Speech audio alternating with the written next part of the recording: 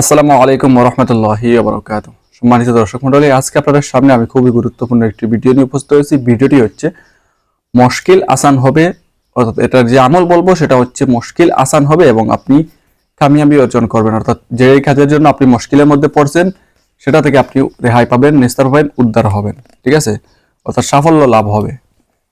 যে আপনার মুশকিলটা দূর হয়ে আপনি সাফল্য অর্জন করতে পারবেন। হতে পারে আপনি কোনো ব্যবসা বাণিজ্য করতেছেন, এই ব্যবসা বাণিজ্যে আপনার কোনো সমস্যা এসে গেছে, এখন আপনি ব্যবসা বাণিজ্য করতে পারতেছেন না।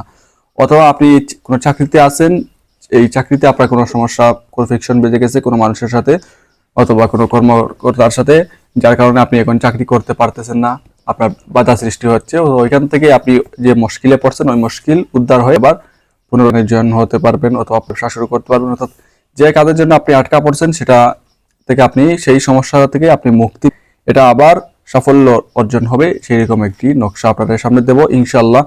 যদি আপনারা এটিন ঠিক রেখে আমল করেন ইনশাআল্লাহ অত্যন্ত উপকার পাবেন, এর মধ্যে কোনো মিস নেই, কারণ ওইগুলো সবগুলোই পরীক্ষিত। ঠিক আছে, ওইগুলো করলে অবশ্যই আপনি উপকার পাবেন। আল্লাহ তাআলার উপর আস্থা বিশ্বাস রাখবেন, এরকম আস্থা বিশ্বাস রাখবেন যে আপনি যেটা করতেছেন এটা আল্লাহ তাআলা কবুল করবেন, এরকম 100% মনোবল রাখবেন নিজের মধ্যে। আর নিজের মধ্যে এটা রাখবেন যে আপনি গুনাহগার হতে পারেন, কিন্তু তারপরে এটার দ্বারা আপনি ফায়দা পাবেন, এরকম নিজের উপর ধারণা রাখবেন। কারণ আল্লাহ তাআলাই বলেছেন, বান্দা আমার উপর যেরকম ধারণা করবে আমি তার প্রতি সেই রকমই আচরণ করব। তো আপনার ধারণাটা যদি খারাপ হয় তাহলে তো আপনি ফল পাওয়ার কথা নয়। ঠিক আছে, অথবা আপনার ধারণাটাই যদি হয় কমেন্টকৃত ধারণা বা মানুষকৃত ধারণা, তাহলে তো এটা আপনি আল্লাহর উপর আস্থা বিশ্বাস ভরসা করতে পারলেন না। আপনি কমেন্টের উপর ভরসা করলেন, নামের উপর ভরসা করলেন, আরো মিক্সার অনেক কিছুর উপর ভরসা করলেন, আর পরে আল্লাহর উপর ভরসা করলেন।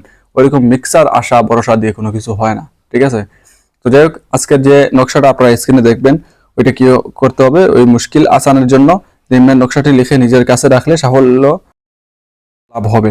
ঠিক আছে, তো যে নকশাটা আপনারা স্ক্রিনে দেখবেন এটাতে কোনো নামের প্রয়োজন নেই, আর এটা লিখতে হলে যে শিক্ষিত হওয়া লাগবে এরকম না। যারা লেখাপড়া জানেন না তারাও এই নকশা লিখতে পারবেন, কারণ এখানে কোনো আরবি বর্ণমালা নেই, শুধু সংখ্যাগুলা। ওইগুলো আপনারা লিখবেন, নকশাটা লিখবেন, প্রথমে চক আঁকিয়ে নকশা এঁকে নেবেন। একবার যদি নষ্ট হয় কোনো সমস্যা নাই, পরবর্তীতে সুন্দর করে লিখবেন। একদম যে সুন্দর হওয়াই শর্ত এরকমও না, শুধু নকশাটা যেরকম আছে ওইরকম লিখলেই হবে। তারপর এটা আপনি আপনার সাথে রাখবেন, যে কোনোভাবেই আপনার সাথে রাখলেই হবে ইনশাআল্লাহ। ঠিক আছে, এটা যদি আপনার সাথে রাখেন তাহলে আপনি যে মুশকিলের মধ্যে পড়ছেন আপনি মুশকিল থেকে উদ্ধার হবেন। এমনকি যে যে সমস্যার জন্য আপনি মুশকিলে পড়ছেন ওইটা থেকে উদ্ধার হয়ে আপনি আবার পুনরায় সাফল্য অর্জন করতে পারবেন ইনশাআল্লাহ। ঠিক আছে, তো যাই হোক, আজকে ভিডিও পর্যন্ত। ভিডিওটি আমি আবার সংক্ষিপ্তভাবে বলতেছি যাতে করে বুঝতে পারেন খুবই সহজে। অবশ্যই স্ক্রিনের মধ্যে যে নকশাটি দেখতে পারবেন ওইটা কি করতে হবে, ওইটা আপনি তাবিজে পড়ে হোক আর এমনিতেই হোক আপনার সাথে রাখবেন। ওইটা সাথে রাখলে উপকার হবে দুটি, একটি হচ্ছে মুশকিল আসান হবে আর একটি হচ্ছে সাফল্য লাভ হবে।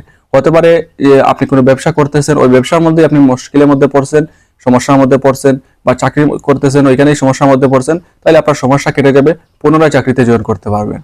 অথবা যে ব্যবসাতে আপনি আছেন ওই ব্যবসায় বাধা সৃষ্টি হয়ে যাচ্ছে কোনো মানুষের কারণে বা কোনো কিছুর কারণে, এখন আপনি সমস্যার মধ্যে পড়ছেন, এটা যদি আপনি সাথে রাখেন তাহলে এটা রুসিলে আপনার ওই ব্যবসার সব বাধা কেটে আপনি মুসিবত থেকে উদ্ধার হয়ে পুনরায় এখানে ব্যবসা করতে পারবেন ইনশাআল্লাহ। ঠিক আছে, তো যাই হোক, এটা অত্যন্ত গুরুত্বপূর্ণ একটি তদবির, ইনশাআল্লাহ আপনাদের সবার জন্য খুবই উপকার হবে। যারা এই সমস্যার মধ্যে ভুগতেছেন বা অন্য কোনো মুশকিলের জন্য যারা করতেছেন তাদের জন্য উপকার হবে, কোনো সমস্যা নেই। অর্থাৎ যে কোনো মুশকিলের জন্য আপনারা এটা করতে পারেন। ঠিক আছে, তো যাই হোক, আজকে ভিডিও এই পর্যন্ত। আশা করি ভিডিওটি আপনাদের অত্যন্ত উপকারে আসবে। তো পরবর্তী ভিডিও তখন জানিয়ে নিলাম। সবাই ভালো থাকুন, সুস্থ থাকুন। আসসালামু আলাইকুম ওয়া রাহমাতুল্লাহি ওয়া বারাকাতুহু।